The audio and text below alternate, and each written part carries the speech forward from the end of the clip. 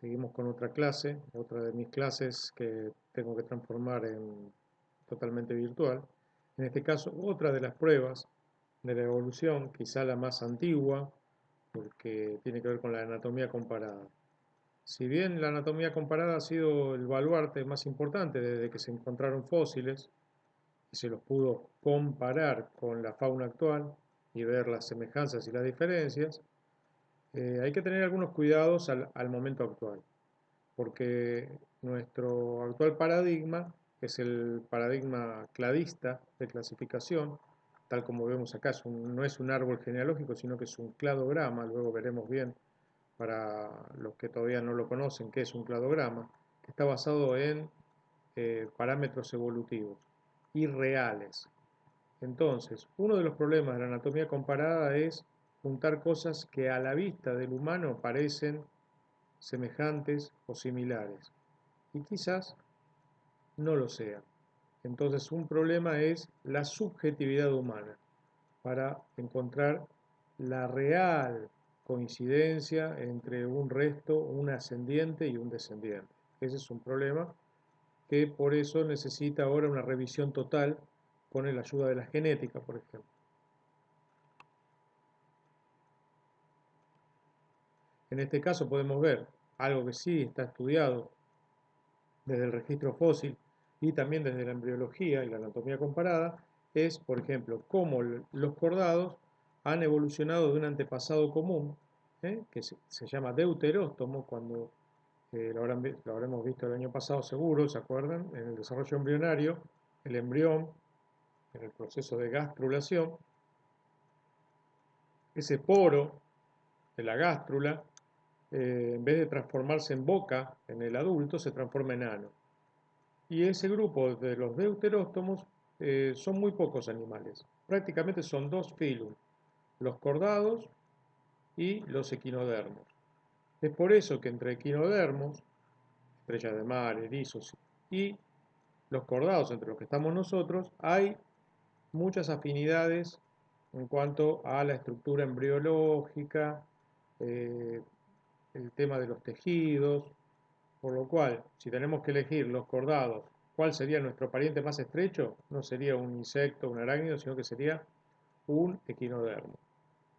Así que esta es una buena prueba de la evolución por medio de la anatomía comparada y otros auxiliares.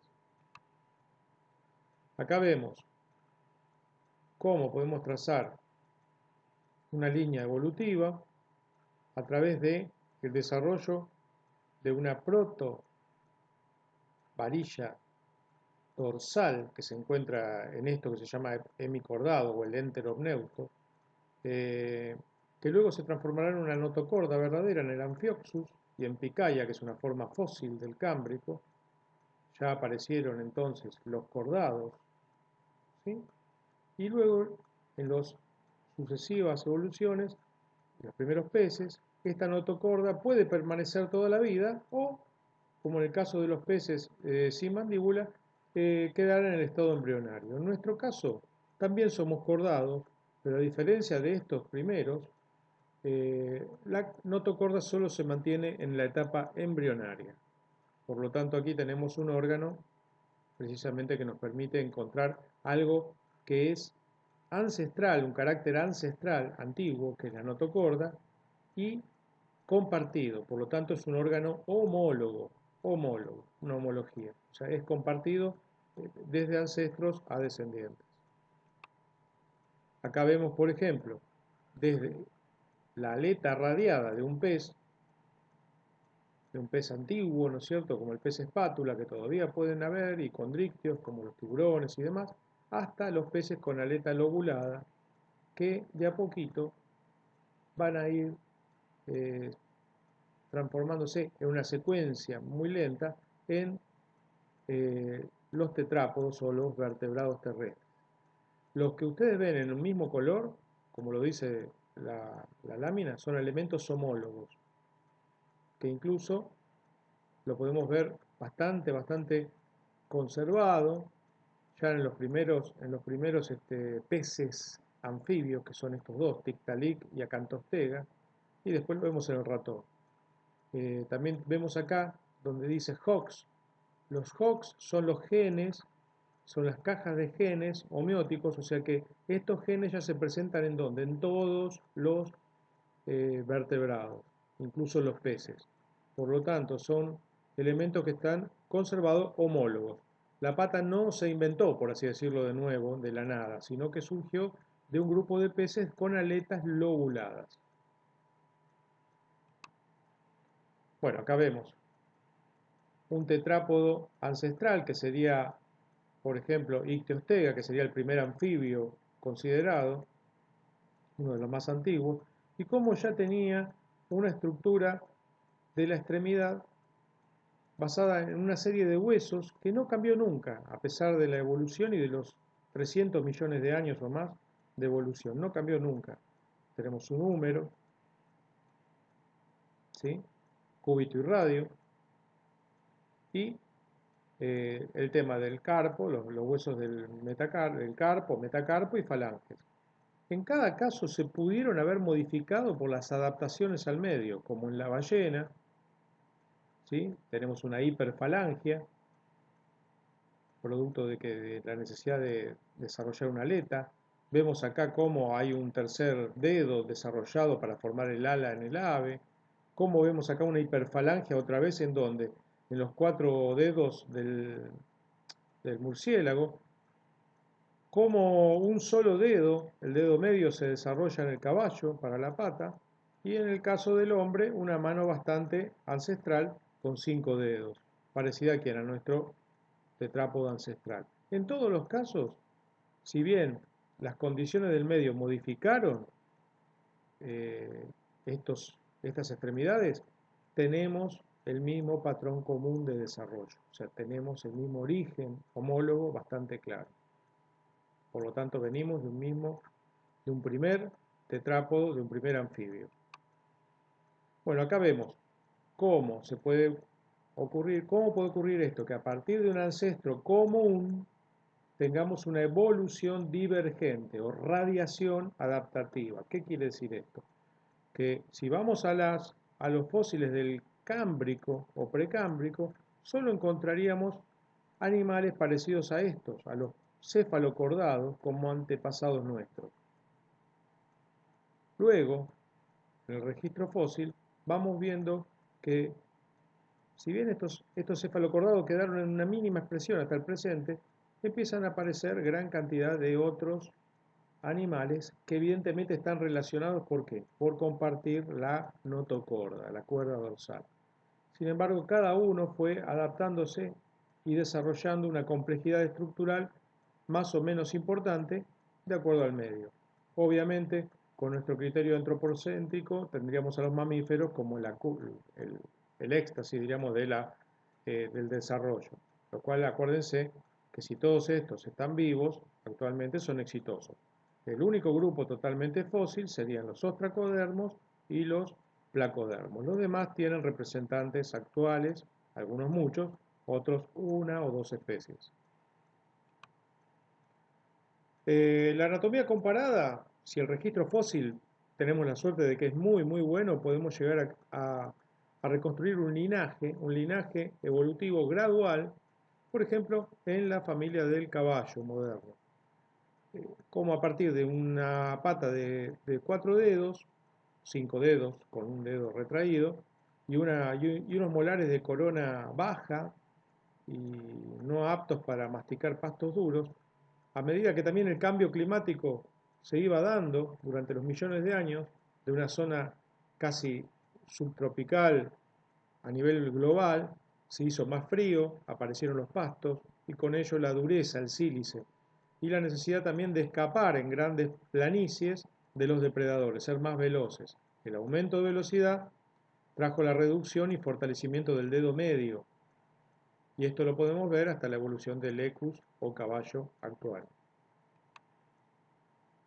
A veces también dos formas fósiles y dos estructuras óseas, como por ejemplo el complejo de la cadera, en este caso la cintura pélvica de los dinosaurios, pueden tener dos formas distintas, pero que no son una casualidad, sino que encontramos que estas dos formas distintas, como la de arriba, marcada como ornitisquia o cadera de tipo ave, y la de abajo, la del tiranosaurio, carnotauro también, marcada como saurisquia, en rojo, cadera de tipo lagarto, representan, por así decirlo, no una casualidad, sino dos grupos bien dicotómicos, bien separados, con características que van más allá de esa cadera. O por lo tanto tenemos los ornitisquios y los saurisquios. En cada grupo hay carnívoros y herbívoros, pero una salvedad. Los ornitisquios que tenemos acá no son los que van a originar las aves, sino, o casualidad, las aves se van a originar de un grupo de dinosaurios con cadera con forma de reptil. Bueno, paradoja de los científicos que primero nombraron y después apareció la primera ave. El caso contrario, ¿qué pasa cuando no hay ningún antecedente en un órgano común? O sea, que no hay un ancestro común. A veces se puede dar una casualidad, no una casualidad, sino que las mismas presiones evolutivas llevan a el desarrollo de un órgano tan complejo pero tan similar.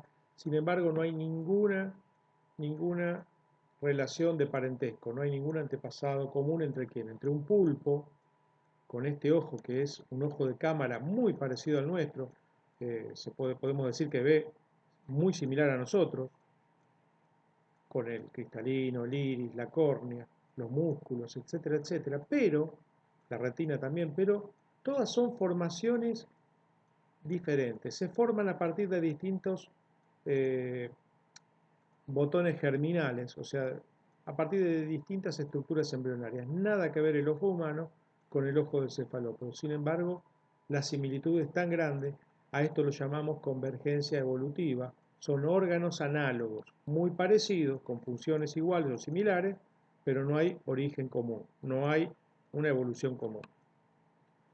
Lo mismo podemos verlo acá en estos tres vertebrados voladores. Uno extinto, que es el pterosaurio, que hubo gran variedad, los zorrovoladores, que serían los murciélagos, y las aves. Bueno, dentro de los vertebrados son las tres formas que pudieron conseguir el vuelo verdadero. Sin embargo, no hay origen común en ninguno de estos. O sea, el ala de las aves surgió independientemente del ala de los pterodáctilos o pterosaurios. Nada que ver, es un error muy común creer que los antepasados de las aves son los pterodáctilos. No, fíjense que acá es una sola falange la que está extendida formando el ala, y acá es el tercer dedo en realidad el que lo forma. Y en el caso del zorro volador son 4 falanges hiperdesarrolladas. Por lo tanto, acá es otro caso de convergencia evolutiva o analogía. Uno de los más impresionantes de toda la historia evolutiva hasta el momento pasó acá, en nuestra pampa argentina, y es la convergencia evolutiva entre dos tigres dientes de sable. Uno, el Smilodon, en este caso Smilodon bonariensis o Smilodon populator, hay muchos Smilodon, o tigre diente de sable, felino, y este, que es el Thylacophilus atrox, encontrado en Monte Hermoso y en algunas localidades más en Salta también, que es un marsupial. Ustedes después tendrán que investigar, esta es una de las actividades, por qué son tan parecidos y sin embargo son de orígenes totalmente distintos. Y es más, este es 10 millones de años anterior al Smilodon más conocido por la era de hielo, ¿no? Y terminando esta clase, acá tenemos otro ejemplo muy impactante, casi único a nivel mundial también, el famoso Toatherium, famoso para los paleontólogos evolutivos, un ejemplo único de convergencia, puse acá. Y fíjense, este animalito, no más grande que un pequeño ciervo, de nuestras pampas, tiene una convergencia impresionante con otro grupo de animales que no están emparentados directamente. Ustedes tienen que averiguar con quién está haciendo convergencia, hizo convergencia evolutiva al toaterio, sin saberlo, obviamente. Así que bueno, esto sería un poquito la anatomía comparada como prueba de la evolución.